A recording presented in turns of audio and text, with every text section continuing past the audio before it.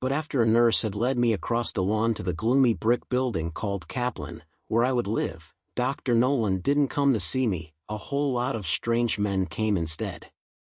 I lay on my bed under the thick white blanket, and they entered my room, one by one, and introduced themselves. I couldn't understand why there should be so many of them, or why they would want to introduce themselves, and I began to think they were testing me, to see if I noticed there were too many of them, and I grew wary. Finally, a handsome, white-haired doctor came in and said he was the director of the hospital. Then he started talking about the Pilgrims and Indians and who had the land after them, and what rivers ran nearby, and who had built the first hospital, and how it had burned down, and who had built the next hospital, until I thought he must be waiting to see when I would interrupt him and tell him I knew all that about rivers and pilgrims was a lot of nonsense. But then I thought some of it might be true, so I tried to sort out what was likely to be true and what wasn't. Only before I could do that, he had said goodbye. I waited till I heard the voices of all the doctors die away. Then I threw back the white blanket and put on my shoes and walked out into the hall. Nobody stopped me, so I walked round the corner of my wing of the hall and down another, longer hall, past an open dining room. A maid in a green uniform was setting the tables for supper. There were white linen tablecloths and glasses and paper napkins. I stored the fact that they were real glasses in the corner of my mind the way a squirrel stores a nut. At the city hospital we had drunk out of paper cups and had no knives to cut our meat. The meat had always been so overcooked we could cut it with a fork. Finally I arrived at a big lounge with shabby furniture and a threadbare rug. A girl with a round pasty face and short black hair was sitting in an armchair, reading a magazine. She reminded me of a Girl Scout leader I'd had once. I glanced at her feet, and sure enough, she wore those flat brown leather shoes with fringed tongues lapping down over the front that are supposed to be so sporty, and the ends of the laces were knobbed with little imitation acorns. The girl raised her eyes and smiled. "I'm Valerie." "Who are you?" I pretended I hadn't heard and walked out of the lounge to the end of the next wing. On the way, I passed a waist-high door behind which I saw some nurses. "Where is everybody?" "Out." The nurse was writing something over and over on little pieces of adhesive tape. I leaned across the gate of the door to see what she was writing, and it was E. Greenwood, E. Greenwood, E. Greenwood, E. Greenwood. "Out where?" "Oh, OT, the golf course, playing badminton." I noticed a pile of clothes on a chair beside the nurse. They were the same clothes the nurse in the first hospital had been packing into the patent leather case when I broke the mirror. The nurses began sticking the labels onto the clothes. I walked back to the lounge. I couldn't understand what these people were doing, playing badminton and golf. They mustn't be really sick at all, to do that. I sat down near Valerie and observed her carefully. Yes, I thought, she might just as well be in a Girl Scout camp. She was reading her tatty copy of Vogue with intense interest. What the hell is she doing here? I wondered. There's nothing the matter with her. Do you mind if I smoke? Dr. Nolan leaned back in the armchair next to my bed. I said no, I liked the smell of smoke. I thought if Dr. Nolan smoked, she might stay longer. This was the first time she had come to talk with me. When she left I would simply lapse into the old blankness. "Tell me about Dr. Gordon," Dr. Nolan said suddenly. "Did you like him?" I gave Dr. Nolan a wary look. I thought the doctors must all be in it together, and that somewhere in this hospital, in a hidden corner, there reposed a machine exactly like Dr. Gordon's, ready to jolt me out of my skin. "No," I said. "I didn't like him at all." "That's interesting." "Why?" "I didn't like what he did to me." "Did to you?" I told Dr. Nolan about the machine, and the blue flashes, and the jolting and the noise. While I was telling her she went very still. "That was a mistake," she said then. "It's not supposed to be like that."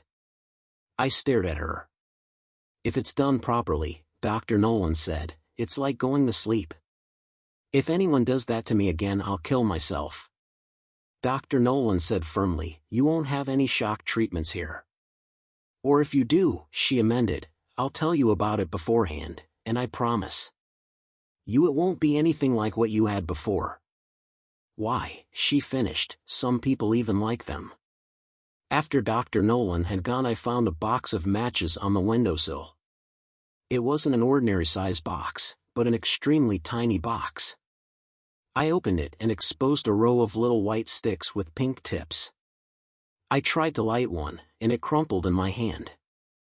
I couldn't think why Dr. Nolan would have left me such a stupid thing. Perhaps she wanted to see if I would give it back. Carefully, I stored the toy matches in the hem of my new wool bathrobe. If Dr. Nolan asked me for the matches, I would say I'd thought they were made of candy and had eaten them. A new woman had moved into the room next to mine. I thought she must be the only person in the building who was newer than I was, so she wouldn't know how really bad I was, the way the rest did. I thought I might go in and make friends. The woman was lying on her bed in a purple dress that fastened at the neck with a cameo brooch and reached midway between her knees and her shoes. She had rusty hair knotted in a schoolmarmish bun, and thin, silver-rimmed spectacles attached to her breast pocket with a black elastic. Hello, I said conversationally, sitting down on the edge of the bed. My name's Esther, what's your name? The woman didn't stir, just stared up at the ceiling. I felt hurt. I thought maybe Valerie or somebody had told her when she first came in how stupid I was. A nurse popped her head in at the door. Oh, there you are, she said to me. Visiting Miss Norris. How nice. And she disappeared again. I don't know how long I sat there, watching the woman in purple and wondering if her pursed pink lips would open, and if they did open, what they would say. Finally, without speaking or looking at me, Miss Norris swung her feet in their high, black, buttoned boots over the other side of the bed and walked out of the room. I thought she might be trying to get rid of me in a subtle way. Quietly, at a little distance, I followed her down the hall. Miss Norris reached the door of the dining room and paused. All the way to the dining room she had walked precisely, placing her feet in the very center of the cabbage roses that twined through the pattern of the carpet. She waited a moment and then, one by one, lifted her feet over the doorsill and into the dining room as though stepping over an invisible shin-high stile. She sat down at one of the round, linen-covered tables and unfolded a napkin in her lap. It's not supper for an hour yet, the cook called out of the kitchen. But Miss Norris didn't answer. She just stared straight ahead of her. In a polite way. I pulled up a chair opposite her at the table and unfolded a napkin. We didn't speak, but sat there, in a dose, sisterly silence, until the gong for supper sounded down the hall. Lie down, the nurse said. I'm going to give you another injection. I rolled over on my stomach on the bed and hitched up my skirt. Then I pulled down the trousers of my silk pajamas. My word, what all have you got under there? Pajamas. So I won't have to bother getting in and out of them all the time. The nurse made a little ducking noise. Then she said, which side? It was an old joke. I raised my head and glanced back at my bare buttocks. They were bruised purple and green and blue from past injections. The left side looked darker than the right. The right. You name it. The nurse jabbed the needle in, and I winced, savoring the tiny hurt. 3 times each day the nurses injected me, and about an hour after each injection they gave me a cup of sugary fruit juice and stood by, watching me drink it.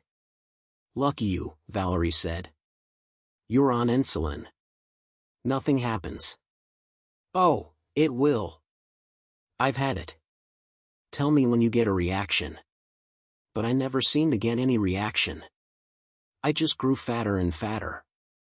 Already I filled the new, 2 big clothes my mother had bought, and when I peered down at my plump stomach and my broad hips I thought it was a good thing Mrs. Guinea hadn't seen me like this, because I looked just as if I were going to have a baby. Have you seen my scars? Valerie pushed aside her black bang and indicated two pale marks, one on either side of her forehead, as if at some time she had started to sprout horns, but cut them off. We were walking, just the two of us, with the sports therapist in the asylum gardens. Nowadays I was let out on walk privileges more and more often. They never let Miss Norris out at all. Valerie said Miss Norris shouldn't be in Kaplan, but in a building for worse people called Wymark. Do you know what these scars are? Valerie persisted. No. What are they? I've had a lobotomy. I looked at Valerie in awe, appreciating for the first time her perpetual marble calm. How do you feel? Fine. I'm not angry anymore. Before, I was always angry. I was in Wymark before, and now I'm in Kaplan. I can go to town, now, or shopping or to a movie, along with a nurse. What will you do when you get out? Oh, I'm not leaving, Valerie laughed. I like it here. Moving day. Why should I be moving? The nurse went on blithely, opening and shutting my drawers, emptying the closet and folding my belongings into the black overnight case. I thought they must at last be moving me to Wymark. Oh, you're only moving to the front of the house, the nurse said cheerfully. You'll like it. There's lots more Sunday. When we came out into the hall, I saw that Miss Norris was moving too. A nurse, young and cheerful as my own, stood in the doorway of Miss Norris's room, helping Miss Norris into a purple coat with a scrawny squirrel fur collar. Hour after hour I had been keeping watch by Miss Norris's bedside, refusing the diversion of OT and walks and badminton matches and even the weekly movies, which I enjoyed, and which Miss Norris never went to, simply to brood over the pale, speechless circlet of her lips. I thought how exciting it would be if she opened her mouth and spoke, and I rushed out into the hall and announced this to the nurses. They would praise me for encouraging Miss Norris, and I would probably be allowed shopping privileges and movie privileges downtown, and my escape would be assured. But in all my hours of vigil Miss Norris hadn't said a word. Where are you moving to? I asked her now. The nurse touched Miss Norris's elbow, and Miss Norris jerked into motion like a doll on wheels. She's going to Wymark, my nurse told me in a low voice. I'm afraid Miss Norris isn't moving up like you. I watched Miss Norris lift one foot, and then the other, over the invisible stile that barred the front door sill. I've a surprise for you, the nurse said as she installed me in a sunny room in the front wing overlooking the green golf links. Somebody you knows just come today. Somebody I know? The nurse laughed. Don't look at me like that. It's not a policeman. Then, as I didn't say anything, she added, she says she's an old friend of yours. She lives next door. Why don't you pay her a visit? I thought the nurse must be joking, and that if I knocked on the door next to mine I would hear no answer, but go in and find Miss Norris, buttoned into her purple, squirrel-collared coat and lying on the bed, her mouth blooming out of the quiet vase of her body like the bud of a rose. Still, I went out and knocked on the neighboring door. Come in, called a gay voice. I opened the door a crack and peered into the room. The big, horsey girl in jodhpurs sitting by the window glanced up with a broad smile. Esther. She sounded out of breath, as if she had been running a long, long distance and only just come to a halt. How nice to see you. They told me you were here. Joan? I said tentatively, then Joan, in confusion and disbelief. Joan beamed, revealing her large, gleaming, unmistakable teeth. It's really me. I thought you'd be surprised. 16. Joan's room, with its closet and bureau and table and chair and white blanket with the big blue C on it, was a mirror image of my own. It occurred to me that Joan, hearing where I was, had engaged a room at the asylum on pretense, simply as a joke.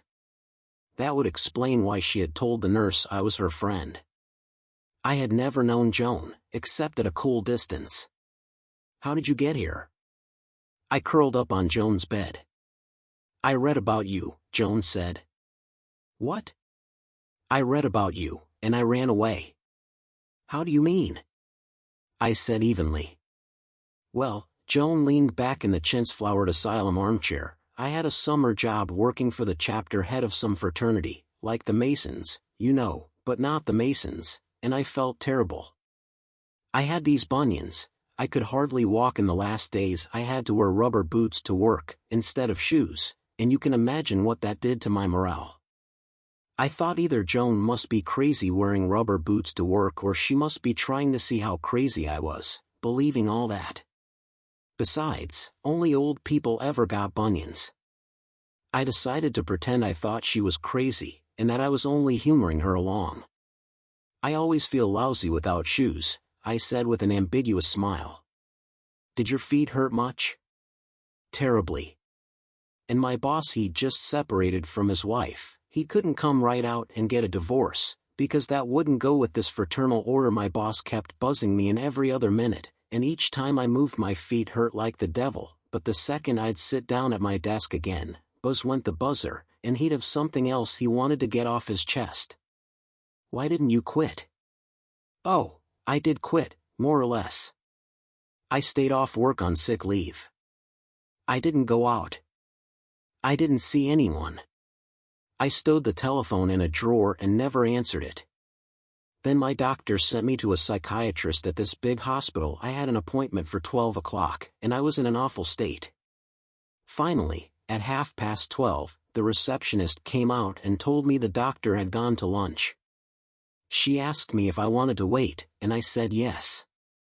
Did he come back? The story sounded rather involved for Joan to have made up out of whole cloth, but I led her on, to see what would come of it. Oh yes. I was going to kill myself, mind you. I said if this doctor doesn't do the trick, that's the end. Well, the receptionist led me down a long hall, and just as we got to the door she turned to me and said, "You won't mind if there are a few students with the doctor, will you?" What could I say? Oh no, I said. I walked in and found 9 pairs of eyes fixed on me. 9. 18 separate eyes. Now, if that receptionist had told me there were going to be 9 people in that room, I'd have walked out on the spot. But there I was, and it was too late to do a thing about it. Well, on this particular day I happened to be wearing a fur coat. In August?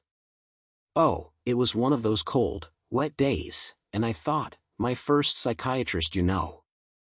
Anyway, this psychiatrist kept eyeing that fur coat the whole time I talked to him, and I could just see what he thought of my asking to pay the student's cut rate instead of the full fee. I could see the dollar signs in his eyes.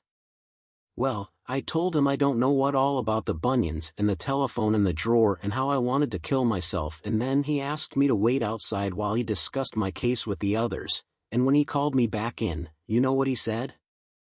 What? He folded his hands together and looked at me and said, "Miss Gilling, we have decided that you would benefit by group therapy." Group therapy? I thought I must sound phony as an echo chamber, but Joan didn't pay any notice. That's what he said. Can you imagine me wanting to kill myself, and coming round to chat about it with a whole pack of strangers, and most of them no better than myself?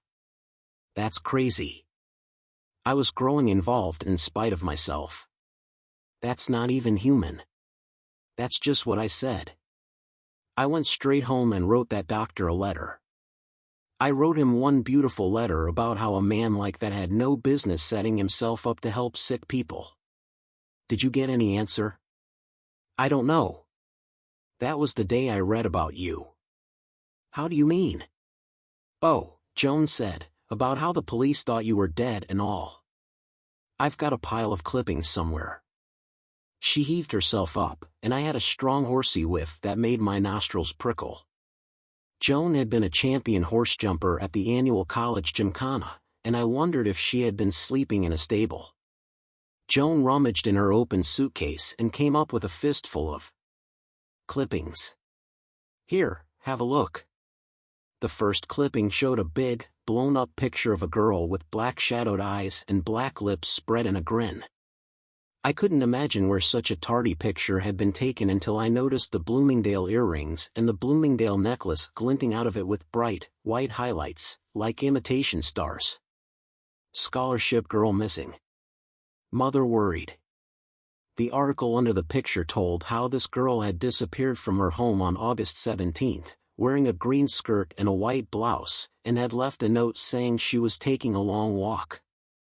When Miss Greenwood had not returned by midnight, it said, her mother called the town police. The next clipping showed a picture of my mother and brother and me grouped together in our backyard and smiling. I couldn't think who had taken that picture either, until I saw I was wearing dungarees and white sneakers and remembered that was what I wore in my spinach-picking summer, and how Dodo Conway had dropped by and taken some family snaps of the three of us. One hot afternoon, Mrs. Greenwood asked that this picture be printed in hopes that it will encourage her daughter to return home. Sleeping pills feared missing with girl. A dark, midnight picture of about a dozen moon-faced people in a wood. I thought the people at the end of the row looked queer and unusually short until I realized they were not people, but dogs. Bloodhounds used in search for missing girl. Police Sergeant Bill Mindley says, "It doesn't look good. Girl found alive." The last picture showed policemen lifting a long, limp blanket roll with a featureless cabbage head into the back of an ambulance. Then it told how my mother had been down in the cellar, doing the week's laundry, when she heard faint groans coming from a disused hole. I laid the clippings on the white spread of the bed. "You keep them," Joan said. "You ought to stick them in a scrapbook." I folded the clippings and slipped them in my pocket. "I read about you," Joan went on. "Not how they found you, but everything up to that, and I put all my money together and took the first plane to New York." "Why New York?" "Oh, I thought it would be easier to kill myself in New York." "What did you do?" Joan grinned sheepishly and stretched out her hands, palm up. "Like a miniature mountain range, large reddish wheels upheaved across the white flesh of her wrists." "How did you do that?" For the first time it occurred to me Joan and I might have something in common. I shoved my fists through my roommate's window. "What roommate?" "My old college roommate. She was working in New York, and I couldn't think of any place else to stay, and besides, I'd hardly any money left, so I went to stay with her. My parents found me there. She'd written them I was acting funny, and my father flew straight down and brought me back." "But you're all right now." I made it a statement. Joan considered me with her bright, pebble-gray eyes. "I guess so," she said. "Aren't you?" I had fallen asleep after the evening meal. I was awakened by a loud voice. "Mrs. Bannister, Mrs. Bannister, Mrs. Bannister, Mrs. Bannister." As I pulled out of sleep, I found I was beating on the bedpost with my hands and calling. The sharp, wry figure of Mrs. Bannister, the night nurse, scurried into view. "Here, we don't want you to break this." She unfastened the band of my watch. "What's the matter? What happened?" Mrs. Bannister's face twisted into a quick smile. "You've had a reaction." "A reaction?" "Yes, how do you feel?" "Funny. Sort of light and airy." Mrs. Bannister helped me sit up. "You'll be better now. You'll be better in no time. Would you like some hot milk?" "Yes." And when Mrs. Bannister held the cup to my lips, I fanned the hot milk out on my tongue as it went down, tasting it luxuriously, the way a baby tastes its mother. "Mrs. Bannister tells me you had a reaction." Dr. Nolan seated herself in the armchair by the window and took out a tiny box of matches. The box looked exactly like the one I had hidden in the hem of my bathrobe, and for a moment I wondered if a nurse had discovered it there and given it back to Dr. Nolan on the quiet. Dr. Nolan scraped a match on the side of the box. A hot yellow flame jumped into life, and I watched her suck it up into the cigarette. "Mrs. B. says you felt better." "I did for a while." Now I'm the same again. I've news for you. I waited. Every day now, for I didn't know how many days, I had spent. The mornings and afternoons and evenings wrapped up in my white blanket on the deck chair in the alcove, pretending to read. I had a dim notion that Dr. Nolan was allowing me a certain number of days, and then she would say just what Dr. Gordon had said. "I'm sorry, you don't seem to have improved. I think you'd better have some shock treatment." "Well, don't you want to hear what it is?" "What?" I said dully, and braced myself. "You're not to have any more visitors for a while." I stared at Dr. Nolan in surprise. "Why, that's wonderful. I thought you'd be pleased." She smiled. Then I looked, and Dr. Nolan looked, at the wastebasket beside my bureau. Out of the wastebasket poked the blood-red buds of a dozen long-stemmed roses. That afternoon my mother had come to visit me. My mother was only one in a long stream of visitors, my former employer. The lady Christian Scientist, who walked on the lawn with me and talked about the mist going up from the earth and the Bible, and the mist being error, and my whole trouble being that I believed in the mist, and the minute I stopped believing in it, it would disappear and I would see I had always been well, and the English teacher I had in high school who came and tried to teach me how to play Scrabble, because he thought it might revive my old interest in words, and Philomena Guinea herself, who wasn't at all satisfied with what the doctors were doing and kept telling them so. I hated these visits. I would be sitting in my alcove or in my room, and a smiling nurse would pop in and announce one or another of the visitors. Once they'd even brought the minister of that Unitarian church, whom I'd never really liked at all. He was terribly nervous the whole time, and I could tell he thought I was crazy as a loon, because I told him I believed in hell, and that certain people, like me, had to live in hell before they died, to make up for missing out on it after death, since they didn't believe in life after death, and what each person believed happened to him when he died. I hated these visits, because I kept feeling the visitors measuring my fat and stringy hair against what I had been and what they wanted me to be, and I knew they went away utterly confounded. I thought if they left me alone I might have some peace. My mother was the worst. She never scolded me, but kept begging me, with a sorrowful face, to tell her what she had done wrong. She said she was sure the doctors thought she had done something wrong because they asked her a lot of questions about my toilet training, and I had been perfectly trained at a very early age and given her no trouble whatsoever. That afternoon my mother had brought me the roses. "Save them for my funeral," I'd said. My mother's face puckered, and she looked ready to cry. "But Esther, don't you remember what day it is today?" "No. I thought it might be St. Valentine's Day." "It's your birthday." And that was when I had dumped the roses in the wastebasket. "That was a silly thing for her to do," I said to Dr. Nolan. Dr. Nolan nodded. She seemed to know what I meant. "I hate her," I said, and waited for the blow to fall. But Dr. Nolan only smiled at me as if something had pleased her very, very much, and said, "I suppose you do." 17. "You're a lucky girl today."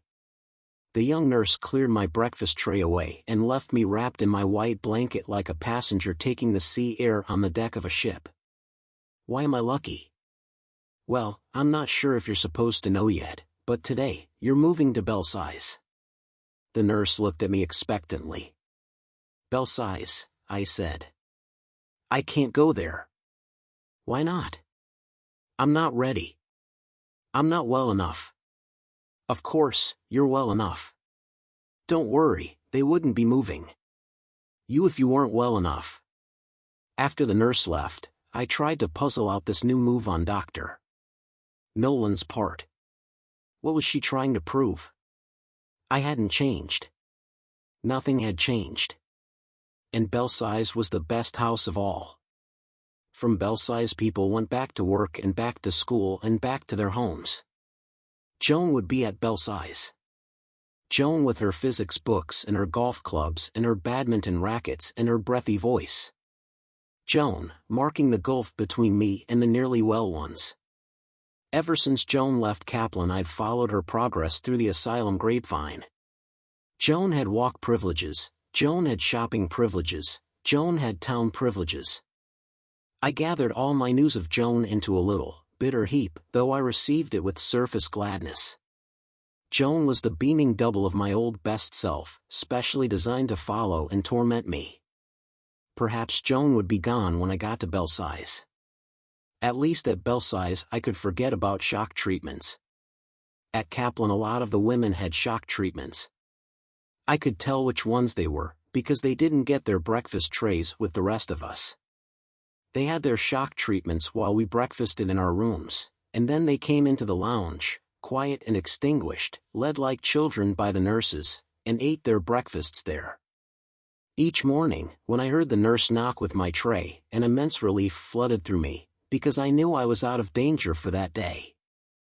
I didn't see how Dr. Nolan could tell you when to sleep during a shock treatment if she'd never had a shock treatment herself. How did she know the person didn't just look as if he was asleep, while all the time, inside, he was feeling the blue volts and the noise? Piano music sounded from the end of the hall.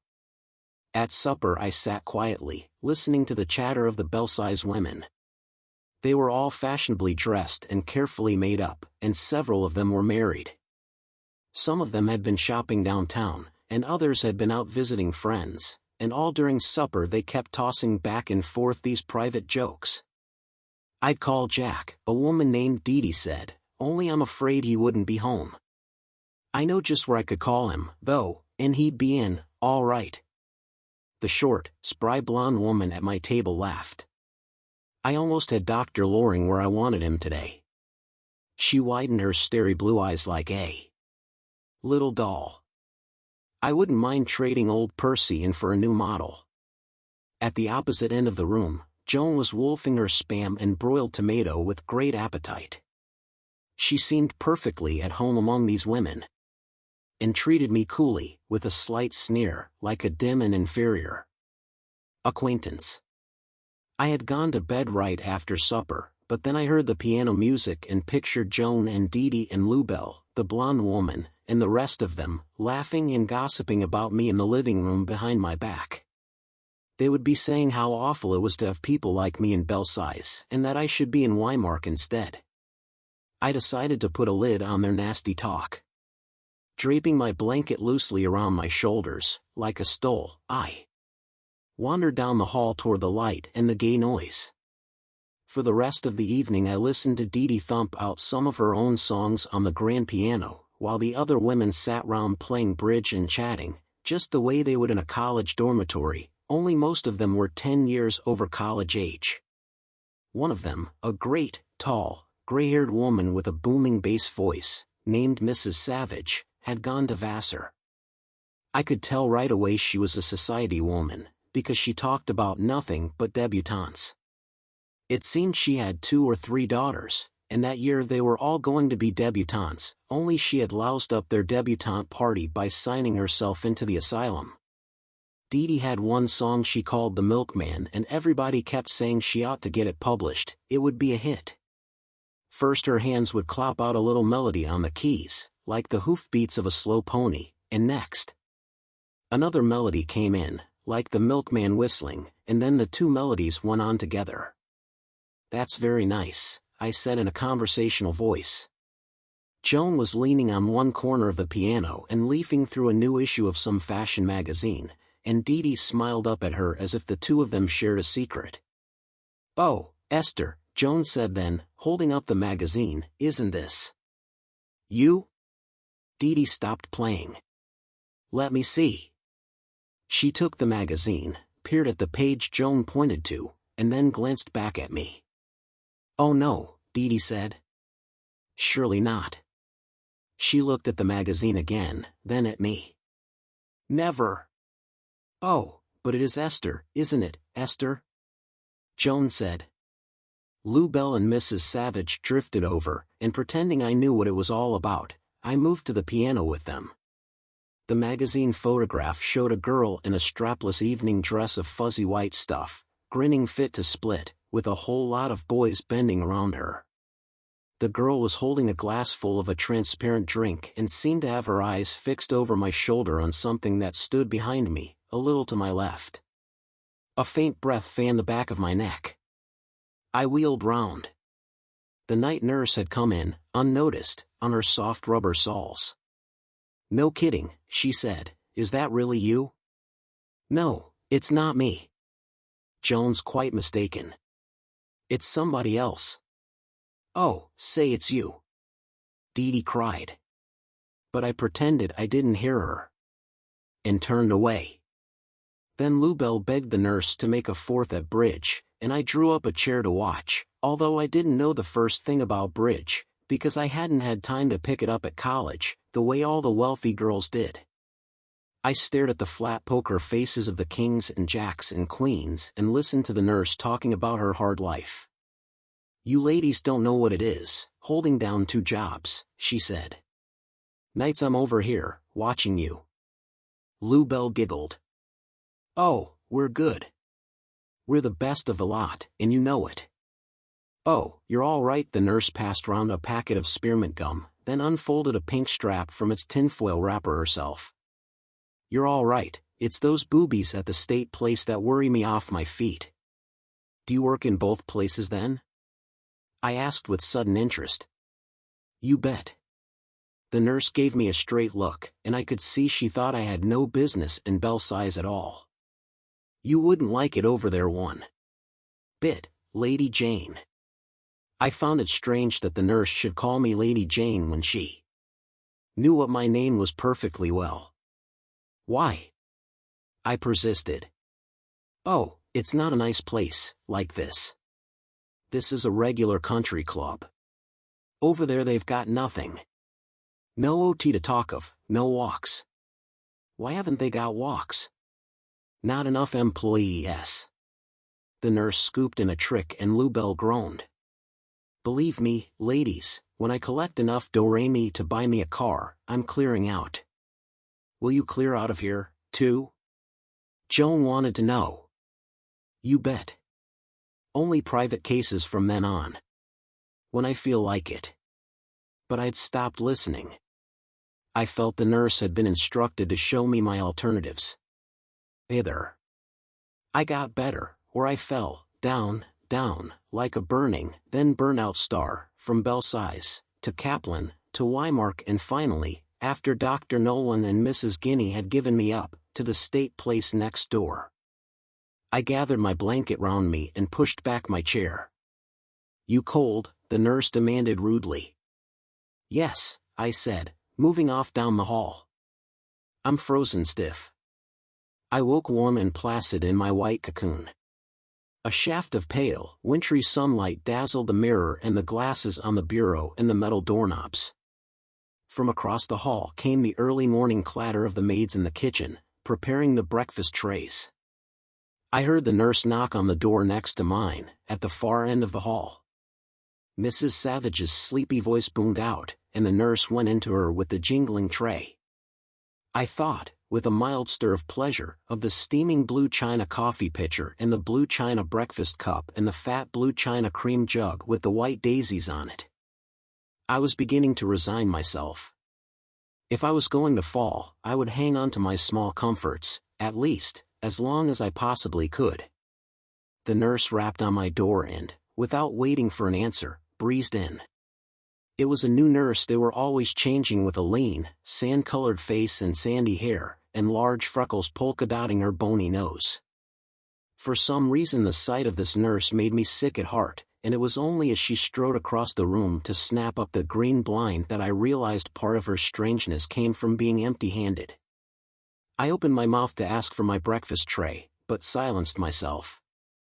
Immediately. The nurse would be mistaking me for somebody else. New nurses often did that. Somebody in Belsize must be having shock treatments, unknown to me, and the nurse had, quite understandably, confused me with her. I waited until the nurse had made her little circuit of my room, patting, straightening, arranging, and taken the next tray into Lubell one door farther down the hall.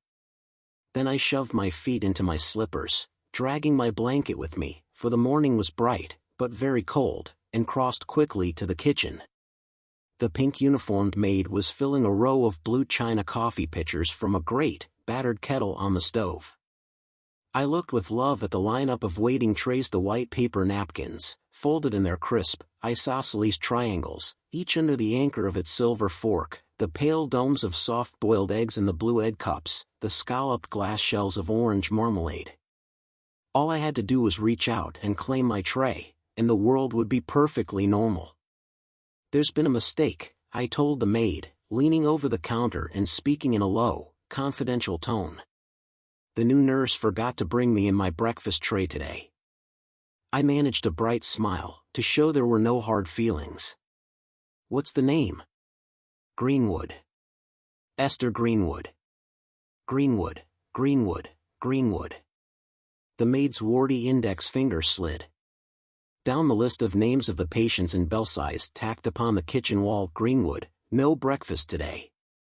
I caught the rim of the counter with both hands. "There must be a mistake." "Are you sure it's Greenwood?" "Greenwood," the maid said decisively as the nurse came in. The nurse looked questioningly from me to the maid. "Miss Greenwood." "Wanted her tray," the maid said, avoiding my eyes. "Oh," the nurse smiled at me, "you'll be getting your tray later on." "This morning, Miss Greenwood." "You." But I didn't wait to hear what the nurse said. I strode blindly out. Into the hall, not to my room, because that was where they would come to get me, but to the alcove, greatly inferior to the alcove at Kaplan, but an alcove, nevertheless, in a quiet corner of the hall, where Joan and Lubell and Dee and Mrs. Savage would not come. I curled up in the far corner of the alcove with the blanket over my head. It wasn't the shock treatment that struck me, so much as the barefaced treachery of Dr. Nolan. I liked Dr. Nolan, I loved her, I had given her my trust on a platter and told her everything, and she had promised, faithfully, to warn me ahead of time if ever I had to have another shock treatment. If she had told me the night before, I would have lain awake all night. Of course, full of dread and foreboding, but by morning I would have been composed and ready. I would have gone down the hall between two nurses, past Dee and Lubell and Mrs. Savage and Joan, with dignity, like a person coolly resigned to execution. The nurse bent over me and called my name. I pulled away and crouched farther into the corner. The nurse disappeared. I knew she would return, in a minute, with two burly men attendants, and they would bear me, howling and hitting, past the smiling audience now gathered in the lounge. Dr. Nolan put her arm around me and hugged me like a mother. "You said you'd tell me." I shouted at her through the disheveled blanket. "But I am telling you," Dr. Nolan said. "I've come specially early to tell you, and I'm taking you over myself." I peered at her through swollen lids. "Why didn't you tell me last night?" "I only thought it would keep you awake." "If I'd known." "You said you'd tell me." "Listen, Esther," Dr. Nolan said. "I'm going over with you. I'll be there the whole time, so everything will happen right, the way I promised. I'll be there when you wake up, and I'll bring you back again." I looked at her. She seemed very upset. I waited a minute. Then I said, "Promise you'll be there." "I promise." Dr. Nolan took out a white handkerchief and wiped my face. Then she hooked her arm in my arm, like an old friend, and helped me up, and we started down the hall. My blanket tangled about my feet, so I let it drop, but Dr. Nolan didn't seem to notice. We passed Joan, coming out of her room, and I gave her a meaning, disdainful smile, and she ducked back and waited until we had gone by. Then Dr. Nolan unlocked a door at the end of the hall and led me down a flight of stairs into the mysterious basement corridors that linked, in an elaborate network of tunnels and burrows, all the various buildings of the hospital. The walls were bright, white lavatory tile with bald bulbs set at intervals in the black ceiling.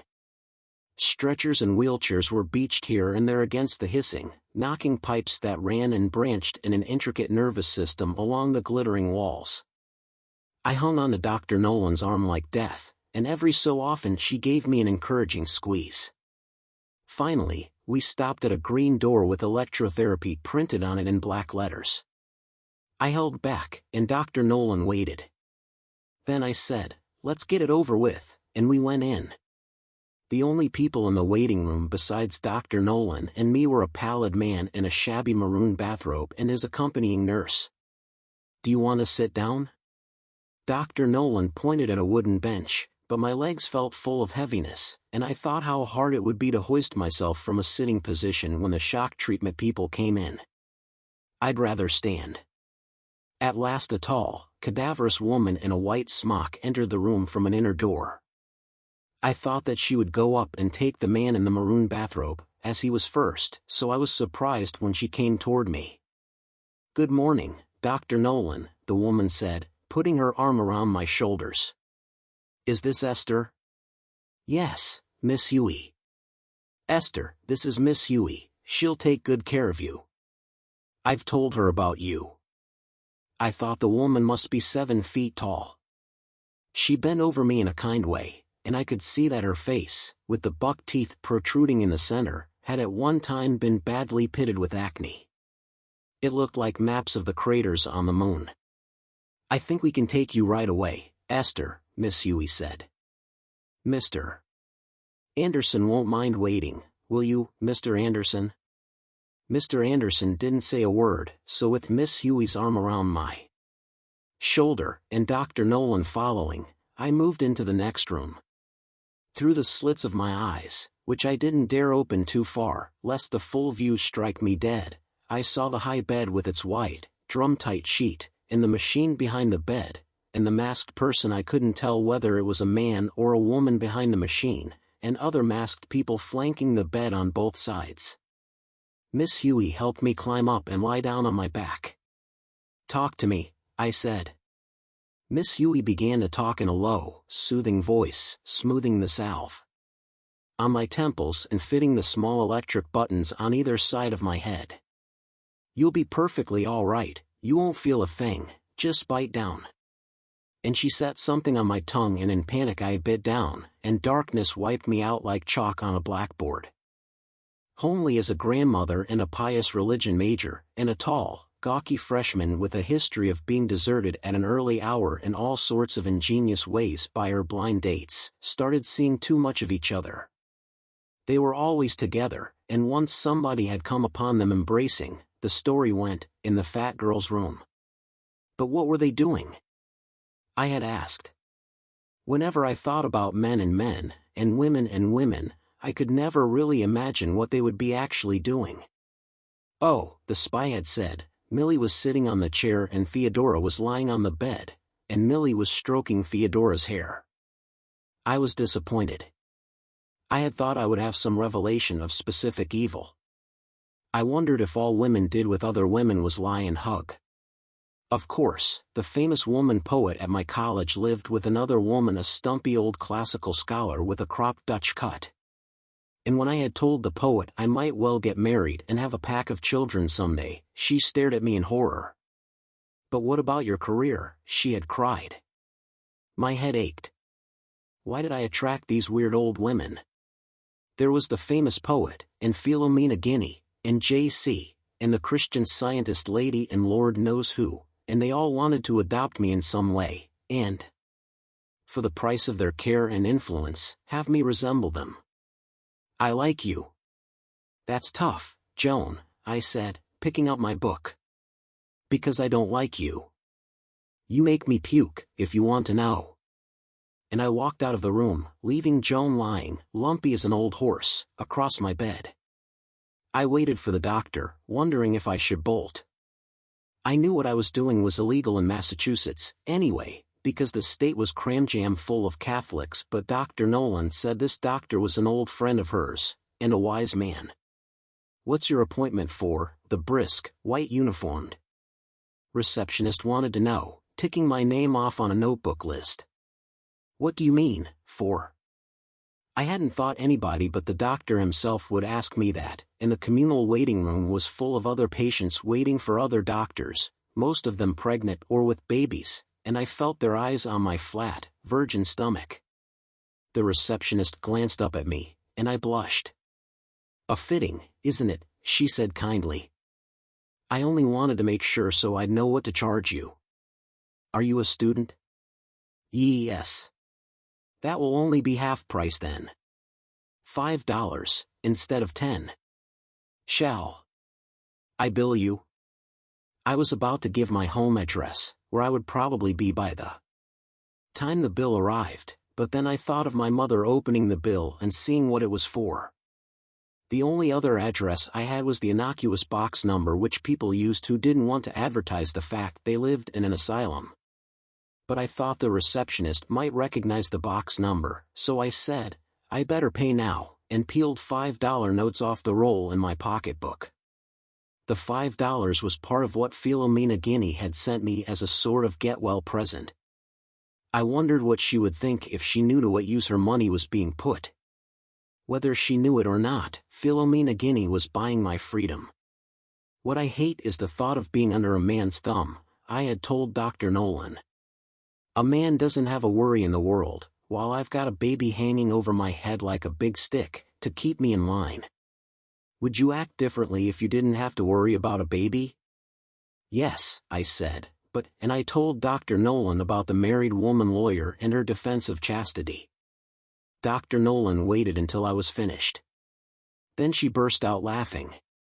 "Propaganda," she said, and scribbled the name and address of this doctor on a prescription pad. I leafed nervously through an issue of Baby Talk.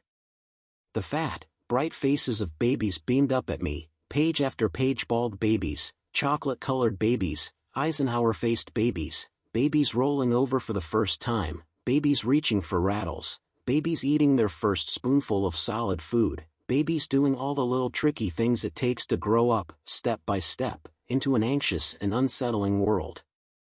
I smelt a mingling of pablum and sour milk and salt cod stinky diapers and felt sorrowful and tender. How easy having babies seemed to the women around me. Why was I so unmaternal and apart? Why couldn't I dream of devoting myself to baby after fat puling baby like Dodo Conway? If I had to wait on a baby all day, I would go mad. I looked at the baby in the lap of the woman opposite. I had no idea how old it was. I never did. With babies, for all I knew, it could talk a blue streak and had 20 teeth behind its pursed, pink lips. It held its little lobby head up on its shoulders. It didn't seem to have a neck and observed me with a wise, platonic expression. The baby's mother smiled and smiled, holding that baby as if it were the first wonder of the world. I watched the mother and the baby for some clue to their mutual satisfaction, but before I had discovered anything, the doctor called me in. "You'd like a fitting," he said cheerfully, and I thought with relief that he wasn't the sort of doctor to ask awkward questions. I had toyed with the idea of telling him I planned to be married to a sailor as soon as his ship docked at the Charlestown Navy Yard, and the reason I didn't have an engagement ring was because we were too poor, but at the last moment I rejected that appealing story and simply said yes.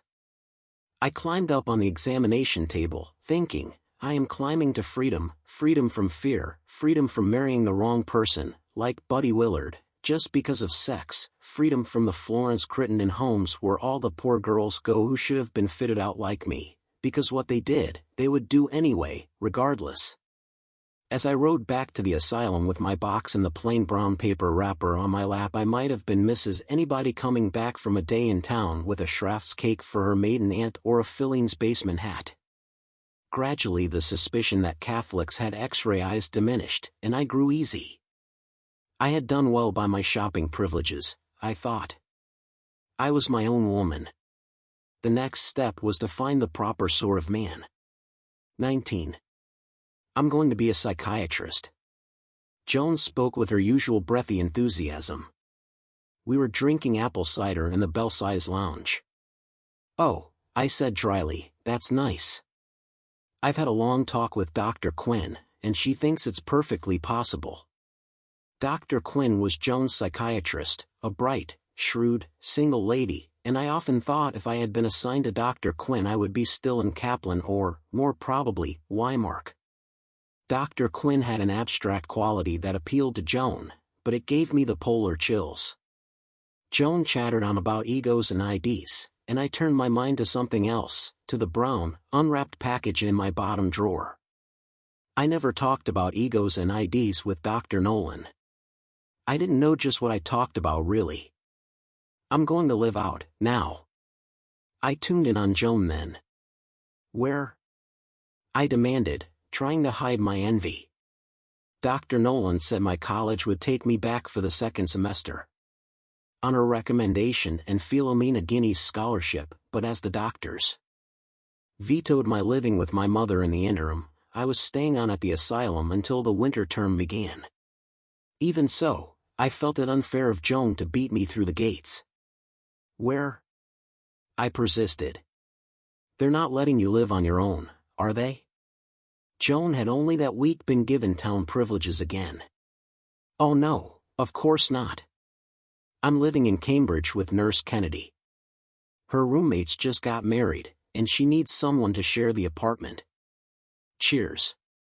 I raised my apple cider glass, and we clinked. In spite of my profound reservations, I thought I would always treasure Joan. It was as if we had been forced together by some overwhelming circumstance, like war or plague, and shared a world of our own. When are you leaving? On the 1st out of the month. Nice. Joan grew wistful. You'll come visit me, won't you, Esther? Of course. But I thought, not likely. It hurts, I said. Is it supposed to hurt? Erwin didn't say anything. Then he said, sometimes it hurts. I had met Erwin on the steps of the Widener Library. I was standing at the top of the long flight, overlooking the red brick buildings that walled the snow-filled quad and preparing to catch the trolley back to the asylum, when a tall young man with a rather ugly and bespectacled, but intelligent face, came up and said, "Could you please tell me the time?" I glanced at my watch. 4:05. Then the man shifted his arms around the load of books he was carrying before him like a dinner tray and revealed a bony wrist. Why, you've a watch yourself. The man looked ruefully at his watch. He lifted it and shook it by his ear. Doesn't work. He smiled engagingly. Where are you going? I was about to say, back to the asylum, but the man looked promising, so I changed my mind. Home. Would you like some coffee first? I hesitated. I was due at the asylum for supper and I didn't want to be late so close to being signed out of there for good. A very small cup of coffee? I decided to practice my new, normal personality on this man who, in the course of my hesitations, told me his name was Erwin and that he was a very well-paid professor of mathematics, so I said, all right, and, matching my stride to Erwin's, strolled down the long, ice-encrusted flight at his side. It was only after seeing Erwin's study that I decided to seduce him. Erwin lived in a murky, comfortable basement apartment in one of the rundown streets of outer Cambridge and drove me there for a beer, he said after 3 cups of bitter coffee in a student cafe. We sat in his study on stuffed brown leather chairs, surrounded by stacks of dusty, incomprehensible books with huge formulas inset artistically on the page like poems. While I was sipping my first glass of beer, I have never really cared for cold beer in midwinter, but I accepted the glass to have something solid to hold on to. The doorbell rang. Erwin seemed embarrassed. I think it may be a lady. Erwin had a queer, old-world habit of calling women ladies. Fine, fine, I gestured largely.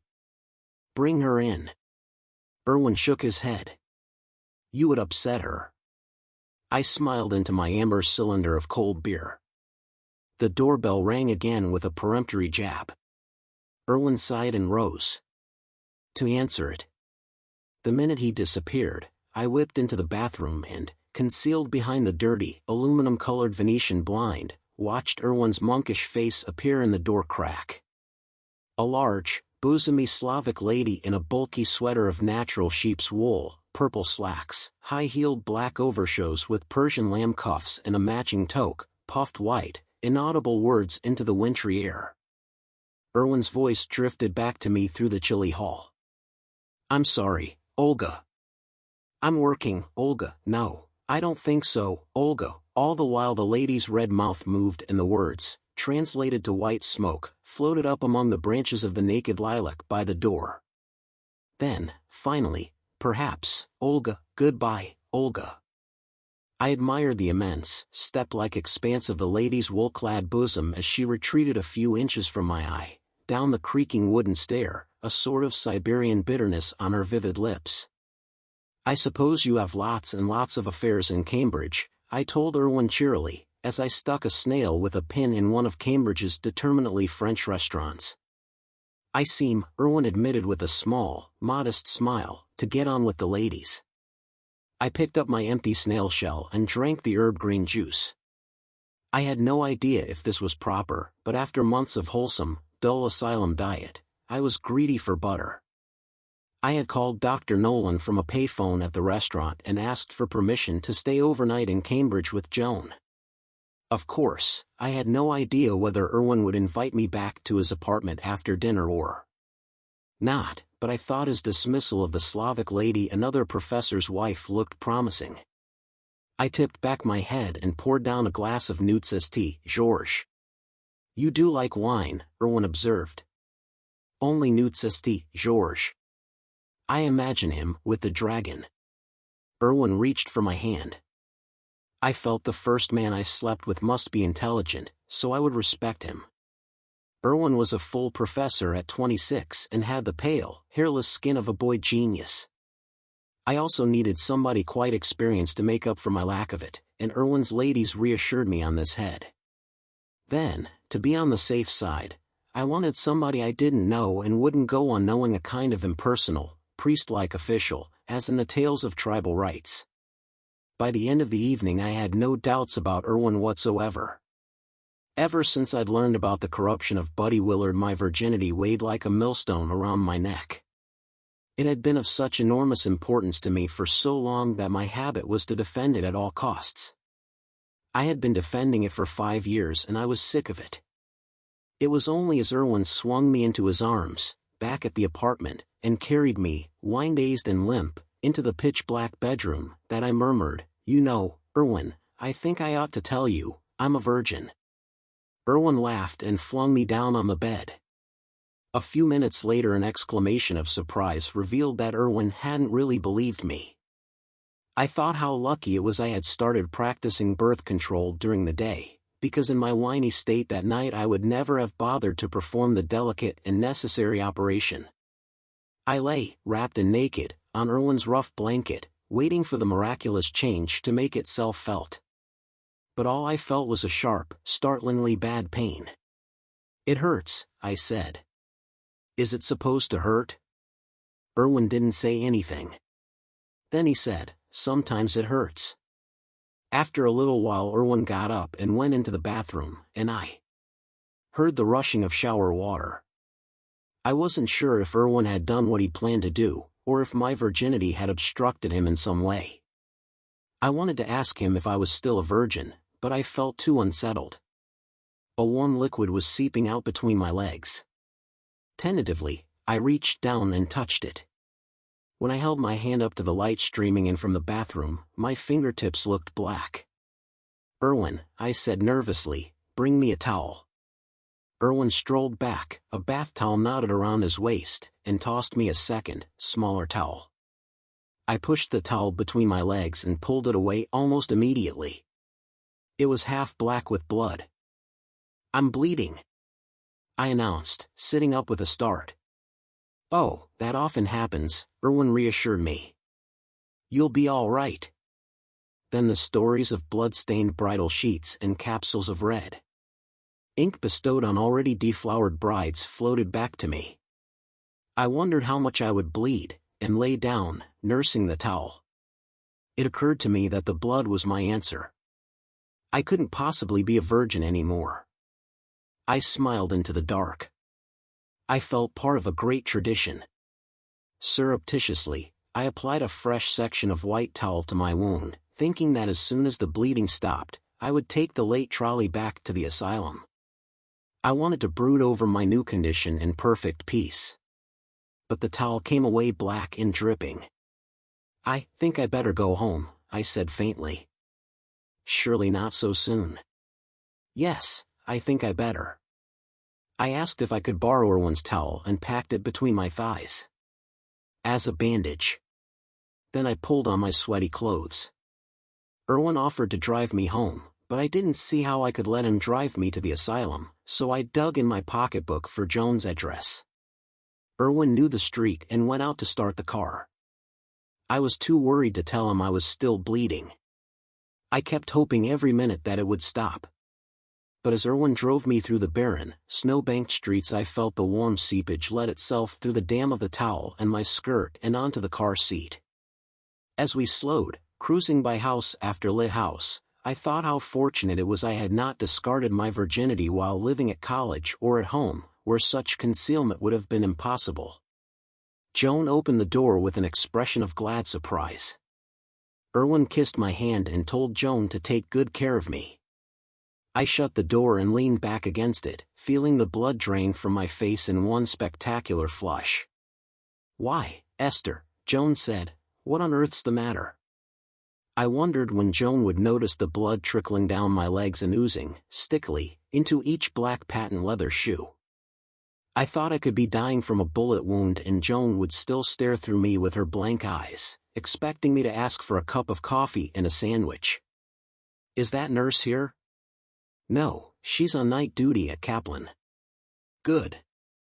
I made a little bitter grin as another soak of blood let itself through the drenched padding and started the tedious journey into my shoes. "I mean, bad." "You look funny," Joan said. "You better get a doctor." "Why?" "Quick." But still she hadn't noticed anything. I bent down, with a brief grunt, and slipped off one of my winter-cracked black Bloomingdale shoes. I held the shoe up, before Joan's enlarged, pebbly eyes, tilted it, and watched her take in the stream of blood that cascaded onto the beige rug. "My God! What is it?" "I'm hemorrhaging." Joan half led, half dragged me to the sofa and made me lie down. Then she propped some pillows under my blood-stained feet. Then she stood back and demanded, "Who was that man?" For one crazy minute I thought Joan would refuse to call a doctor until I confessed the whole story of my evening with Erwin, and that after my confession she would still refuse, as a sort of punishment. But then I realized that she honestly took my explanation at face value, that my going to bed with Erwin was utterly incomprehensible to her, and his appearance a mere prick to her pleasure at my arrival. "Oh somebody," I said, with a flabby gesture of dismissal. Another pulse of blood released itself and I contracted my stomach muscles in alarm. "Get a towel." Joan went out and came back almost immediately with a pile of towels and sheets. Like a prompt nurse, she peeled back my blood-wet clothes, drew a quick breath as she arrived at the original royal red towel, and applied a fresh bandage. I lay, trying to slow the beating of my heart, as every beat pushed forth another gush of blood.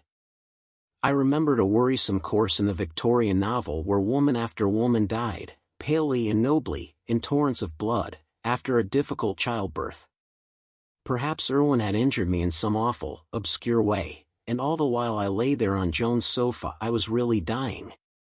Joan pulled up an Indian hassock and began to dial down the long list of Cambridge doctors. The first number didn't answer. Joan began to explain my case to the second number, which did answer, but then broke off and said "I see" and hung up. "What's the trouble?" "He'll only come for regular customers or emergencies. It's Sunday." I tried to lift my arm and look at my watch, but my hand was a rock at my side and wouldn't budge. Sunday, the doctor's paradise. Doctors at country clubs, doctors at the seaside, doctors with mistresses, doctors with wives, doctors in church, doctors in yachts, doctors everywhere resolutely being people, not doctors. "For God's sake," I said, "tell them I'm an emergency." The third number didn't answer and, at the fourth, the party hung up the minute Joan mentioned it was about a period. Joan began to cry. "Look, Joan," I said painstakingly, "call up the local hospital." Tell them it's an emergency.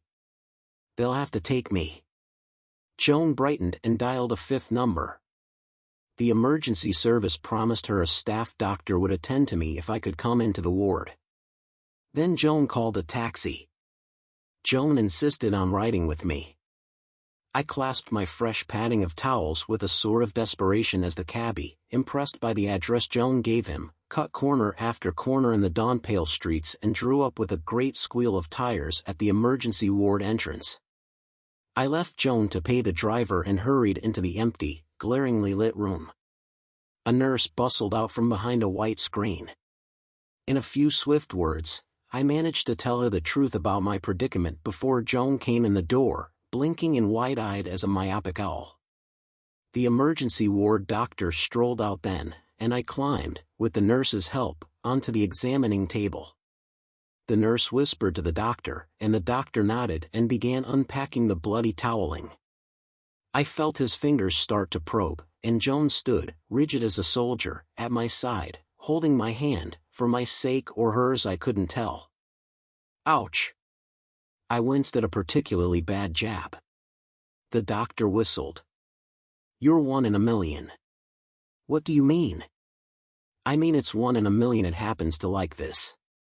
The doctor spoke in a low, curt voice to the nurse, and she hurried to a side table and brought back some rolls of gauze and silver instruments.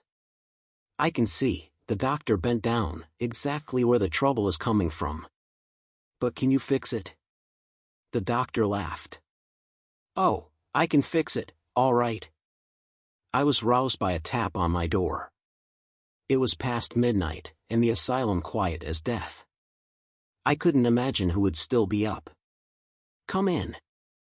I switched on the bedside light. The door clicked open, and Dr. Quinn's brisk, dark head appeared in the crack. I looked at her with surprise, because although I knew who she was, and often passed her, with a brief nod, in the asylum hall, I never spoke to her at all. Now she said, Miss Greenwood, may I come in a minute? I nodded.